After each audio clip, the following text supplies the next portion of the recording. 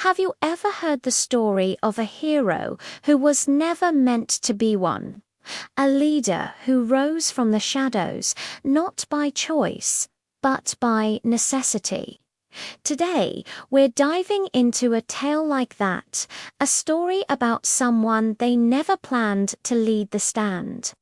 Imagine a world on the brink of chaos. An oppressive regime tightens its grip, and the people whisper in hushed tones, hoping for a savior. All eyes are on the chosen ones, the strong, the trained, the ones destined for greatness. They have the lineage, the resources, the public support. The plan is set, every move calculated, every player in their designated role. The rebellion has its champions, and victory seems just a matter of time. But what happens when the plan shatters?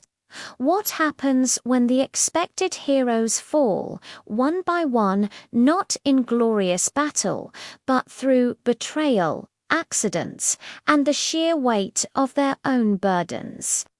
The designated leaders vanish, leaving a power vacuum filled with fear and despair. The movement falters. Hope begins to fade like a dying ember in the rain. The people who once looked to the sky for a champion now stare at the ground, defeated. And that's where she enters the story. She wasn't a warrior or a strategist. She was a librarian, a healer, a quiet scholar who knew more about ancient texts than battle tactics. Her name was rarely spoken in the war councils. She was the keeper of their history, the quiet guardian of their culture, the one who reminded them what they were fighting for, but never the one expected to lead the fight itself. She was seen as gentle, perhaps even fragile, a background character in an epic saga. They never planned for her to be anything more, but when the leaders fell and despair took hold, she didn't hide it. She saw the fear in people's eyes, and she felt the pulse of their dying hope. Instead of picking up a sword, she picked up a pen. Instead of shouting battle cries, she spoke words of truth and courage. She started small, organizing food distribution for starving families, setting up secret schools to keep knowledge alive, and creating a network of whispers that carried messages of unity when all other communication had failed. Her actions were not grand gestures of defiance, but small, persistent acts of resilience. She reminded everyone that a rebellion isn't just won on the battlefield, it's won in the hearts and minds of the people.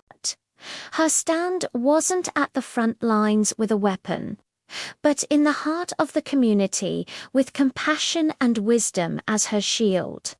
She taught them that strength wasn't just about physical power, but about the will to endure, the courage to care for one another, and the refusal to let their spirit be broken.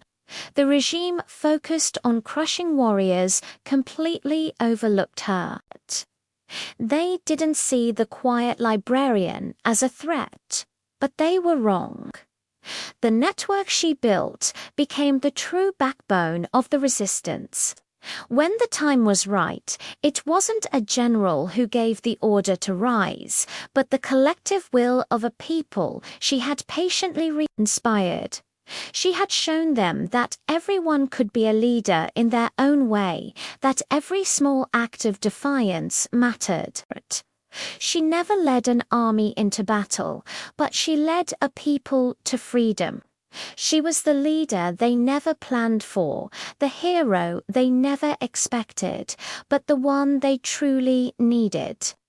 Her story reminds us that sometimes the greatest strength is found in the quietest corners, and the most impactful leaders are the ones who don't seek power, but simply answer the call when no one else will.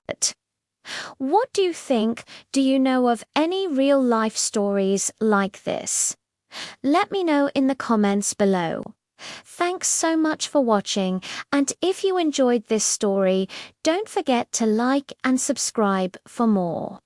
See you next time.